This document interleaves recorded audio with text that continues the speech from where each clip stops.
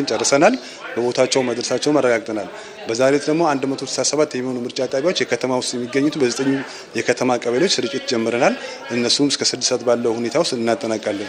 በአግባቡ ጸጥታቸው በተጠበቀ መልኩ የምርጫ ቁሳቁሶቹ እንዲደርሱ በየጣቢያዎቹ ማለት ነው ያለው ዝግጅት ምንድነው የሚመስለው? በእያንዳንዱ ባሉት ከተማና በገጠር ባሉ ምርጫ ጣቢያዎች የጸጥታ ኃይል በቂ ተመድቧል። እያንዳንዱ ጣቢያ ቢያንስ ሁለት ፖሊሶችና እንዲሁም ገጠር ላይ ተጨማሪ የሚሊሻ ጥበቃዎች ተመድበው ዝግጁ ሆናል። በጥበቃ በኩል ያለው ማለት ነው። እንግዲህ በነገው ዕለት ግንቦት 24 ኢትዮጵያውያን ይሆነኛል ይበጀኛል የሚሉትን ድምጽ የሚሰጡበትና የሚሳተፉበት 7ኛው ጠቅላላ ምርጫ የሚከናወን ይሆናል። እኛም በተገኘንበት በዚህ በድሬዳዋ ከተማ አስተዳደር የሚኖረውን የምርጫ ሂደት በየሰዓቱ ወደ እናንተ ወደ ተመልካቾች የምናደርሳችሁ ይሆናል።